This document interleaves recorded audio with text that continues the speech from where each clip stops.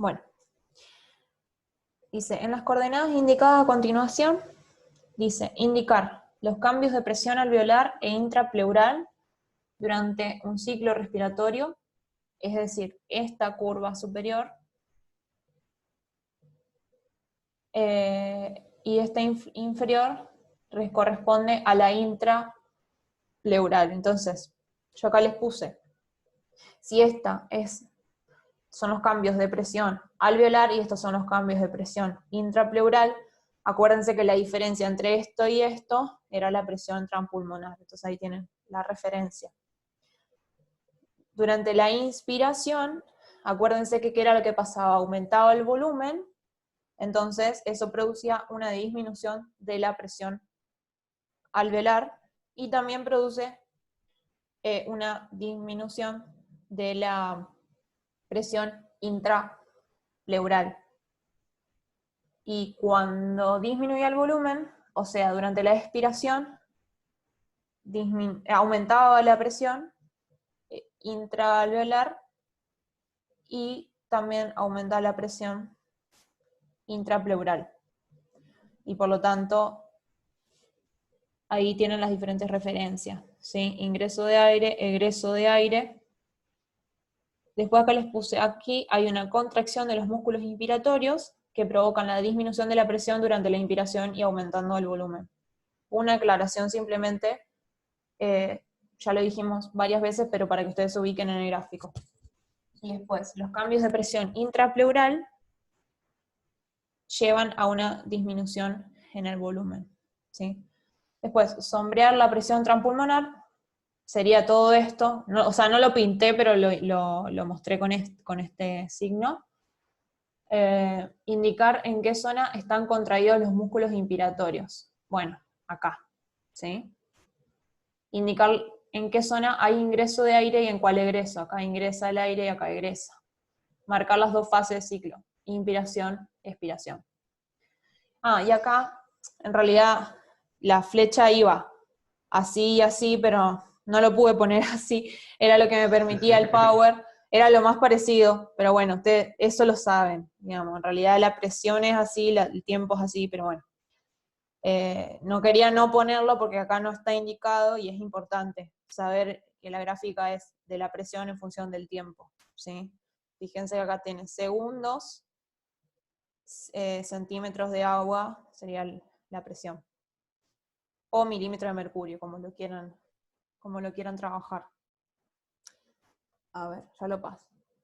Después acá dice, ordenar a partir de los términos indicados la sucesión de eventos que produce durante la inspiración, utilizando la lista indicada. Yo acá les puse los numeritos indican el orden en el que actúan esos eventos, y acá se indica cuáles son los que corresponden en la inspiración. Traducido en esto, ¿sí? ¿Qué pasa primero?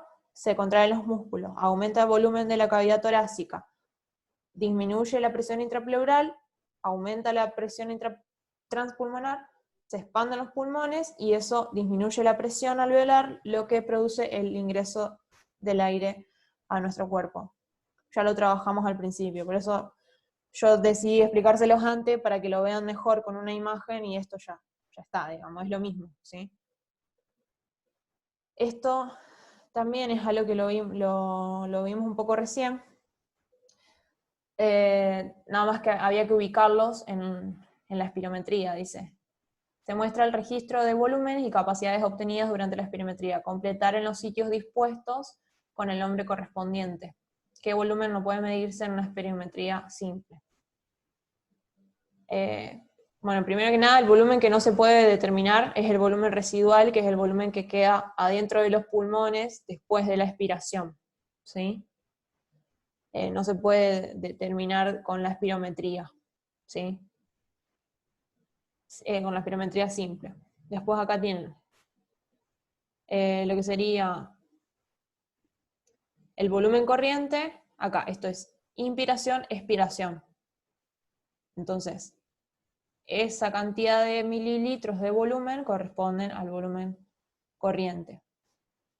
Después, cuando yo hago una expiración más larga, produzco lo que sería el volumen de reserva expiratoria, ¿sí? Y cuando yo hago una inspiración grande, profunda, o sea, no en reposo, sino que me obligo a inspirar más fuerte, con más intensidad, ese valor corresponde al volumen de reserva inspiratoria. Después, la capacidad pulmonar total implica, ¿sí?, al volumen residual, al volumen de reserva expiratoria, al volumen de reserva inspiratoria, es como la sumatoria de todo, ¿sí? Después, la capacidad vital, en realidad es lo que se puede evaluar con la espirometría, ¿sí? Porque implica al volumen de reserva expiratoria, al volumen corriente, al volumen de reserva inspiratoria. Porque si ustedes hacen alguna espirometría, en algún momento les van a decir que inspires todo lo que puedas y que expires todo lo que puedas. Entonces eso sería la capacidad vital, ¿sí? Acá tienen algunas aclaraciones, ¿sí? Pero esto es de la teoría, ¿sí? Lo que vimos hace un ratito. Y acá son unos cálculos. Acá se me corrió, pero la idea era que esto me quede a la misma altura. Se ve que cuando lo pongo en el Power se corrió, porque en realidad me había quedado bien cuando lo hice. Define ventilación pulmonar y ventilación alveolar. Esto es lo que vimos hace un toque. Ventilación pulmonar sería todo el volumen del aire que entra y sale de los pulmones, pero la ventilación alveolar es específicamente el aire que está implicado en la hematosis, ¿sí? Acuérdense que la ventilación alveolar se calculaba con el volumen corriente, que se le restaba el volumen muerto, o sea, la cantidad de aire que se queda contenido en las vías respiratorias, y después se multiplicaba por la frecuencia respiratoria, ¿sí? Tanto la ventilación pulmonar como la ventilación alveolar hacen referencia a la cantidad de aire que se mueve en nuestras vías en un minuto, ¿sí? Por eso son ciclos por minuto, ¿sí? Acá lo tienen, tal vez acabo de decir, ¿sí? No es complejo, ¿sí? No es complejo, esto literalmente es reemplazar los valores que les den, ¿sí? Si ustedes saben qué es cada cosa, no tiene gran complejidad.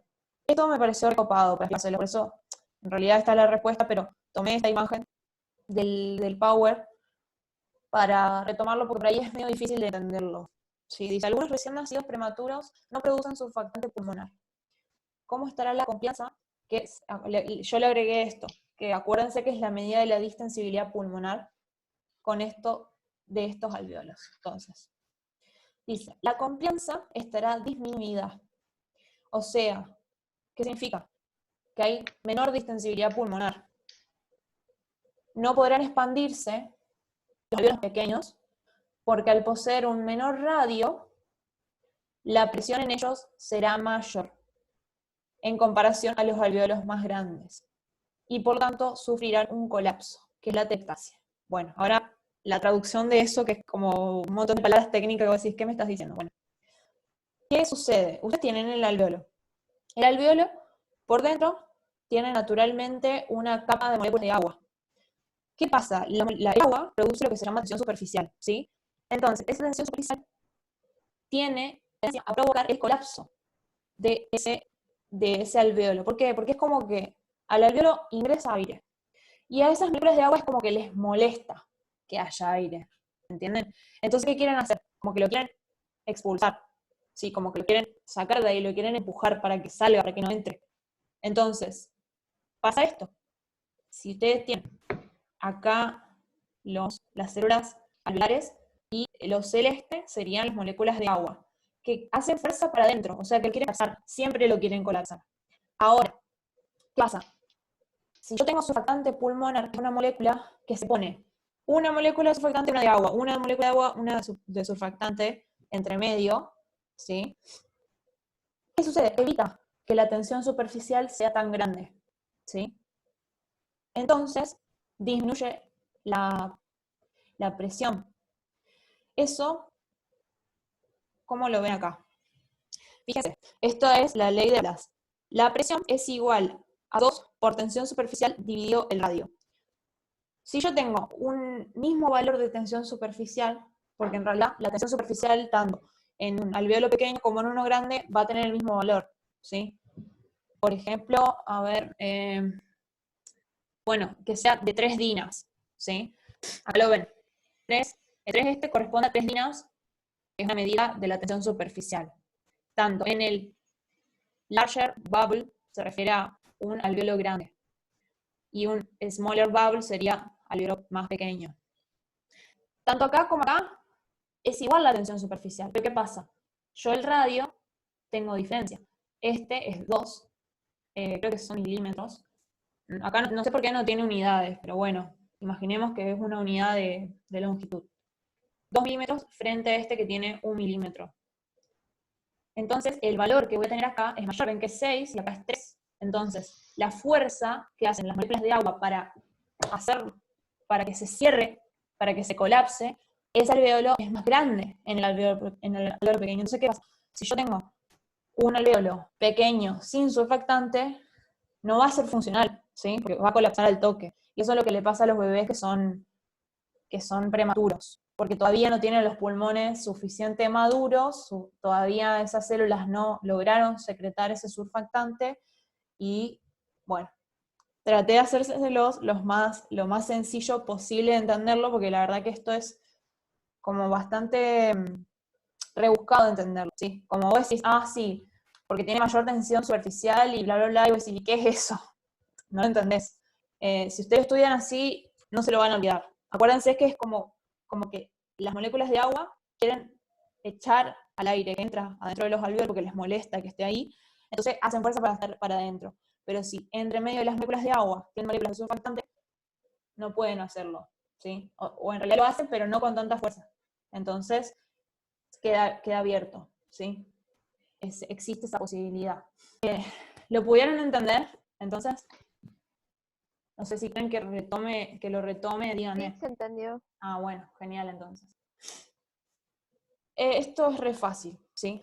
Utilicen moléculas apropiadas para escribir la reacción química por la cual el dióxido es convertido en simplemente CO2 más agua en presencia de anhidrasa carbónica. Esta enzima es fundamental, porque si nosotros no tuviéramos esta enzima nos moriríamos de toque. Porque yo les puse esto para que lo relacionen con otras cosas que ya lo hemos estudiado antes en fisicoquímica. Esta reacción es acelerada unas 1000 veces gracias a la acción de la enzima, o sea que es termodinámicamente favorable. ¿Qué significa eso? Que la reacción en la naturaleza ocurre siempre, ¿sí? Siempre en el agua, cuando hay dióxido de carbono dando vueltas y se combina con el agua, va a producir ácido carbónico, pero en menor medida. Nosotros necesitamos que eso ocurra rápido en el cuerpo. Entonces, si nosotros no tendríamos esta enzima, no podríamos hacer esta reacción, ¿sí? No tan rápido. Necesitamos una enzima para que disminuya la energía de activación del sistema y de esta forma la reacción ocurra más rápidamente, ¿sí? ¿Para qué? Sí, amigo. Retomando lo de fisicoquímica biológica, esto es una reacción donde es un intermediario de reacción, el ácido carbónico. En realidad el ácido carbónico de por sí no existe. Nosotros siempre que tenemos agua carbonatada o la soda, la típica soda que consumimos, lo que vamos a encontrar siempre es dióxido de carbono y agua. El ácido carbónico nunca, es decir, es como que se forma y rápidamente se transforma, se disocia. Y es fundamental, Claro.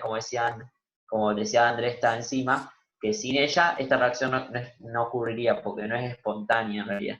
Necesita esa energía para poder realizarse.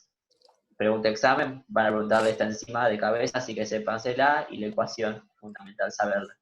¿Y por qué es importante saber esta reacción? Porque en nuestro organismo lo que va a estar circulando van a ser los iones, el carbonato y el hidrógeno. Y esto lo va a permitir, que ya lo vamos a ver, es el balance del pH del organismo, que es muy importante. Así que bueno, continuamos. Sí, por eso estos iones que ustedes ven acá, que por ahí uno cuando los ve en respiratorio piensa que son insignificantes, pero en realidad no son nada, no son para nada insignificantes. O sea, no solo sirven para que nosotros movamos en el cuerpo el dióxido de carbono, sino que sirven también como buffer, ¿sí? Como sistema amortiguador del pH de nuestro organismo, ¿sí? O sea, es como que el cuerpo aprovecha al máximo todo lo que está dentro. Lo usa para muchas cosas, ¿sí? Así que esto ténganlo en cuenta, ténganlo bien claro. Nosotros creemos que más adelante van a tener lo de ácido base, porque es demasiado importante como para no trabajarlo. Pero bueno, no sabemos en qué momento. O no, o No no. sabemos en qué momento va a suceder eso, porque en realidad lo ideal hubiera sido que trabajemos renal y de ahí se trabaje ya ácido base. No sabemos por qué no lo trabajaron, pero bueno, vamos a ver Es más decir, adelante. y en la idealidad habría sido mejor que el respiratorio fuera antes de renal, Claro, pero pasaron cosas. sí, bueno, no sabemos por qué, digamos, pero sí, es mejor ver primero respi y a partir de esto después empezar a trabajar con renal y ahí lo ves perfecto, pero bueno, ya más adelante supongo que lo vamos a ver mejor. Después de esto de lo de la curva de la disociación de la hemoglobina, dice mencione los 4 factores que afectan el desplazamiento de la misma, ¿sí? En realidad estos factores lo que hacen es generar el desplazamiento de la curva hacia la derecha, ¿sí? El único factor, digamos, que ustedes van a estudiar del desplazamiento hacia la izquierda es la hipotermia. Cuando la persona tiene hipotermia, o sea, baja temperatura en el organismo, la curva de disociación de la hemoglobina se mueve hacia la izquierda, o sea que hay menor disociación. Pero como que en el coloquio le dan más importancia a este movimiento hacia la derecha, o sea, una mayor disociación, o sea, cuando la hemoglobina libera más cantidad de oxígeno a los tejidos, cuando aumenta la temperatura, cuando la presión de dióxido aumenta, cuando el pH baja, cuando la concentración de difosfoglicerato aumenta. El tema del pH y el dióxido de carbono está íntimamente relacionado. ¿Por qué? Porque el pH baja cuando hay mayor cantidad de protones dando vuelta en la sangre. ¿Y cuando hay mayor cantidad de protones dando vuelta en la sangre? Cuando hay mayor presión de dióxido de carbono. Porque ese dióxido de carbono, ¿qué pasa? Si yo tengo acá más, esta curva se desplaza hacia la derecha. Esta reacción se desplaza hacia la derecha. Si yo meto más acá, va a haber automáticamente más de esto. Entonces esto me va a incidir en el pH. Que ustedes como saben que es una escala logarítmica, te dice que baja el pH, pero en realidad eso significa que aumentó la concentración de protones. Así que es como que vos digas, bajó el pH y aumentó la presión de dióxido de carbono, es lo mismo, ¿sí? Por eso, perdón. A ver, fíjense, acá dice, oxígeno combinado con hemoglobina, esta sería la fase de carga en los tejidos, y esta sería la fase de descarga, o sea, cuando la hemoglobina suelta al oxígeno en los tejidos. Creo que ya lo dije, o sea, es lo mismo que ya dije. Pues el oxígeno difunde desde la sangre materna a la sangre fetal, a través de senda. Dibuje las curvas de saturación de hemoglobina correspondientes a la madre y al feto, donde se ubicará esta última. ¿Cómo será el porcentaje de saturación de la sangre fetal con respecto a la materna con la misma presión de oxígeno? Bueno, acá tienen que tener en cuenta que la hemoglobina fetal tiene más afinidad por el oxígeno que la hemoglobina materna porque tiene una estructura química diferente, tiene cadenas gamma, creo que se llaman los cerdos, una letra Sí, media rara. Nunca me acuerdo los nombres yo de las letras griegas, pero esa cadena en la hemoglobina de los adultos se llama beta. En la hemoglobina fetal, gamma, es una letra, después muestro si quieren. Tiene una estructura diferente, entonces tiene como más avidez por el oxígeno, como que lo capta más fácilmente. Porque imaginen... sí, y es más difícil que lo suelte. Si tiene una Claro, capacidad para formar lo que es la oxihemoglobina uh-huh, que la carbaminohemoglobina. claro. Después, más adelante, en otras materias, en bromato, ya están dando bromato ustedes. En bromato, ustedes van a ver que los niños menores de 2 años, creo, no deberían Sí. consumir productos alimenticios que tengan nitratos, porque se puede unir a la hemoglobina fetal, que todavía está remanente en ese bebé, o en ese infante, y esa reacción es como bastante irreversible. O sea, no es completamente irreversible, pero es bastante complicado que la hemoglobina lo suelte, y eso produce asfixia, porque si la hemoglobina tiene más afinidad por el nitrato que por el oxígeno, no transporta el oxígeno, y eso deriva después en la hipoxia. Y bueno, puede llevar a la muerte. Dato de color nomás, pero como para que imaginen que el por qué la hemoglobina fetal es tan diferente a la... Es bastante diferente, no es tan diferente, es bastante diferente a la hemoglobina del adulto. Si después de eso se va modificando, cuando se van sintetizando nuevos eritrocitos, ya va cambiando. Ah, sí lo vimos, dicen Aria. Bueno, lo pueden relacionar con eso. Bueno, dice, presenta mayor afinidad por el oxígeno que la hemoglobina materna, por lo que la curva del feto está desplazada a la izquierda. ¿Por qué? Fíjense que nosotros recién dijimos que cuando, por ejemplo, hay mayor concentración de protones en la sangre, o sea, que hay pH más bajo, hay más tendencia de la hemoglobina a soltar ese oxígeno. Acá pasa lo contrario, es como que la hemoglobina del feto tiene menos tendencia a soltarlo, o sea, es como que lo agarra con más fuerza. No lo dejas, no lo suelta tan fácil, ¿sí? Por eso está como desplazada a la izquierda la curva. Y el porcentaje de saturación de la sangre fetal será mayor. Ay, a ver, no lo puedo pasar. Ahí está. Bueno, dice, cuanto más protones se unen a la hemoglobina, más oxígeno. Ay, creo que copié mal la pregunta. A ver, espérenme un segundo que se las leo, porque lo tengo por acá el TP. No sé qué hice, estuve media boba cuando copié las cosas estas.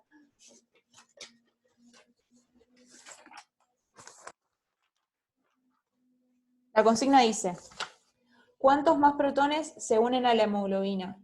Más oxígeno es liberado a los tejidos. Ah, no, estaba mal escrito, sí. ¿Cómo se denomina este efecto? Esto sería...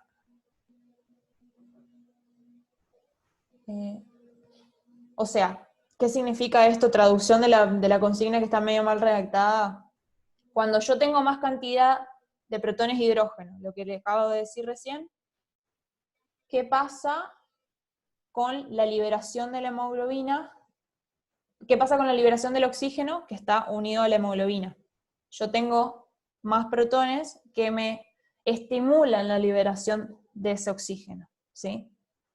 Entonces, ese efecto se llama efecto Bohr, que acá tomé de la teoría la imagen para que lo vean, ¿sí? Me pareció que estaba bueno verlo como lo tenían en la teoría. Dice, efecto Bohr, efecto del dióxido de carbono, acuérdense, más dióxido de carbono aumenta la reacción, se desplaza hacia la derecha, ese desplazamiento hacia la derecha aumenta la cantidad de protones que hay en sangre, eso disminuye el pH. El incremento de ácidos o de dióxido disminuye el pH del plasma y mueve la curva de la disociación hacia la derecha. Un aumento de dióxido promueve una mayor entrega de oxígeno a los tejidos a igual presión de oxígeno. Acá ven que la curva está desplazada hacia la derecha. Fíjense acá tienen pH 7.4 sería este en negro. pH 7.1 este en rojo, pH 6.9 este en azul. ¿Cómo está desplazado hacia acá? Ese es el efecto entonces de los protones en la sangre. Un pH más bajo facilita la liberación de oxígeno en los tejidos. Y acá les agregué esto que en realidad en el coloquio no les pregunta, pero me parece que está bueno hacer la diferencia porque además recién les preguntó cómo se llamaba el efecto. Entonces, bueno, dije, ya que estamos, lo trabajamos. El efecto Aldán dice, la unión del oxígeno a la hemoglobina tiende a desplazar el dióxido, facilitando la eliminación del mismo. La presencia de oxígeno desplaza la curva hacia la derecha. Permite que la sangre capte más dióxido en los tejidos y lo libere más fácilmente en los pulmones. O sea, tienen que ver con las presiones de dióxido y de oxígeno que nosotros tenemos en las diferentes partes de nuestro cuerpo. ¿Por qué? Recordemos, lo que nosotros dimos hasta ahora es que la presión de oxígeno en el alvéolo pulmonar era alta y en el capilar pulmonar era baja. Y con el dióxido pasaba exactamente al revés, ¿sí? Ahora, ¿qué pasa en los tejidos? La presión de dióxido en los tejidos es alta, ¿sí? Entonces, la presencia de este oxígeno unido a la hemoglobina es como que permite que se capte ese dióxido de los tejidos y se lo libere más fácilmente en los pulmones. Acá dice 0 milímetros de mercurio, hay 0% de saturación, a 100 milímetros la hemoglobina está 100% saturada. ¿Esto qué significa? Que la mayor cantidad de hemoglobina que se puede cargar con oxígeno está por completo llena. Eso pasa en los capilares alveolares. En los tejidos, la hemoglobina generalmente tiene esta saturación, el 75%, porque gran porcentaje de ese oxígeno ya lo dejó en los tejidos, ¿sí? Por eso es que va bajando. Y después acá tienen punto A venoso, punto B arterial, porque esto sería los capilares arteriales que salen de los pulmones, y estos serían los capilares venosos, que son los que recolectan la sangre luego de que se produzca el intercambio de gases en los tejidos. Bueno, acá se dibujar las reacciones químicas que tienen lugar en el hematí a nivel de los capilares pulmonares y los intercambios gaseosos observados. Esta era la imagen que ustedes tenían y yo les puse una imagen que tenían en el Power. Estas son las reacciones que se describen. Bueno, esto es un poco lo que estábamos hablando recién, pero verlo molecularmente. Tenemos acá, este sería el alveolo. Acá dentro del alveolo tenemos el oxígeno, gran cantidad de oxígeno que sale del alveolo y pasa al capilar. Este es el fluido intersticial. Atraviesa el endotelio. De la sangre pasa automáticamente, ingresa rápido al eritrocito, porque un porcentaje muy bajo de oxígeno puede estar disuelto en la sangre. Solamente el 2% de oxígeno se encuentra disuelto en la sangre. El 98% restante se encuentra captado en la hemoglobina de los eritrocitos. Entonces, acá tienen perfecto eso. El oxígeno se une a la hemoglobina y forma oxihemoglobina. Libera en esa reacción un protón. Después, acá tenemos bicarbonato, que está en la sangre, ingresa al eritrocito, se une a un protón y forma el ácido rápido carbónico, que en función de la anhidrasa carbónica forma agua y dióxido de carbono, ¿sí? Este dióxido sale del eritrocito y difunde hacia el interior del alvéolo. Esto es lo que vimos hoy temprano, ¿sí? Después acá tenés carboamina carbaminohemoglobina, que si no me equivoco, el 30% del dióxido se transporta a través de la unión a la hemoglobina, el 70% se transporta por el bicarbonato. Este bicarbonato es un producto de todas las células del organismo, ¿sí? Que ingresan al eritrocito para transformarse en dióxido, ¿sí? Porque el bicarbonato es una molécula con carga, las moléculas con carga no pueden atravesar las membranas, porque se repelen. Entonces, ¿qué hace? Se transforma en dióxido para poder eliminarse. Pero el bicarbonato puede estar en gran medida disuelto en la sangre, en el plasma, en un 70%, el 70% del dióxido de carbono que se transporta es a través del plasma, ¿sí? En esa forma, ¿sí? De esta forma. Y después, bueno, sí, creo que ya está. Esto entonces sería el intercambio con el alvéolo. Ahora, vemos acá qué pasa en el tejido. Uy, lo pasé sin querer. Tenemos, esta es la célula.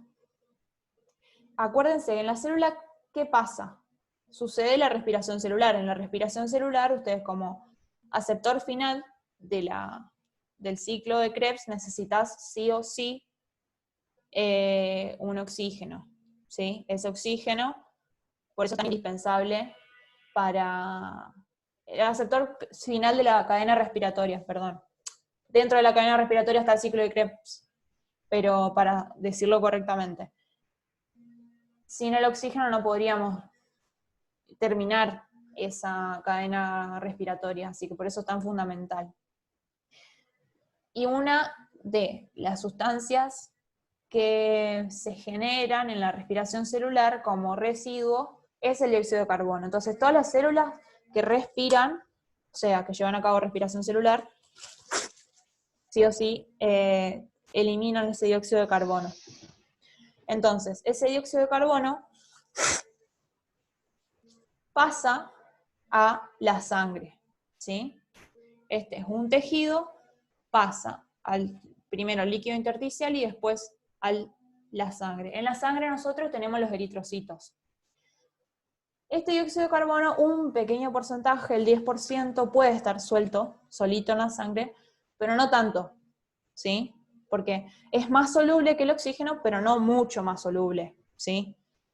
Entonces, ingresa en el eritrocito para transformarse en bicarbonato, ¿sí? Pasa la misma reacción que ya la hablamos un montón de veces, y se libera bicarbonato. Entonces este bicarbonato anda ahí como representante del dióxido de carbono, pero es mucho más soluble que el dióxido de carbono. Y además tiene un montón de otras funciones, que después más adelante las vamos a ver, entre ellas el buffer, ¿sí? Entonces, yo transformo a ese dióxido en bicarbonato con esta enzima. Ya lo hablamos. Y en cambio, este eritrocito que tenía la hemoglobina unida acá, la oxihemoglobina unida al oxígeno, como acá adentro hay baja presión de oxígeno, se va a estimular que esta hemoglobina lo suelte al oxígeno. Lo va a soltar y ese oxígeno va a entrar a la célula para que pueda realizar todas las funciones. Y bueno, ya lo terminamos. Quedan 2 minutos, no sé si tienen alguna duda. Esto fue todo el coloquio respiratorio. Como verán, no es difícil, es aprenderse cosas puntuales, las reacciones, la anhidrasa carbónica, cómo se transporta el dióxido de carbono, qué pasa con el oxígeno, los tipos de presiones y las fórmulas. No es más que eso. Y tener bien claro el ciclo respiratorio en inspiración y expiración. Ah, y ahí creo que escribieron algo. Se entendió, Bueno, dicen Ale. Qué genial. bueno. Buenísimo. Bueno, cualquier cosa nos escriben igual, chicos. Yo ¿Qué tengo una quiera? pregunta. Sí, preguntamos. No entiendo mucho, o sea, entiendo que cuanto más dióxido de carbono va a haber más protones, pero ¿cómo hace esto que haya más liberación de oxígeno en los tejidos? Porque hay un montón de sensores, que en realidad eso no no lo abordamos acá porque no lo tocó en el coloquio, pero hay sensores en la carótida, en la aorta, en la carótida y en el bulbo raquídeo, que se encargan justamente de, bueno, se está por cortar, pero si quieren hacemos una última reunión y ahí te lo explico mejor. ¿Te parece? Dale. Cerrar esta. Sí, sí, sí.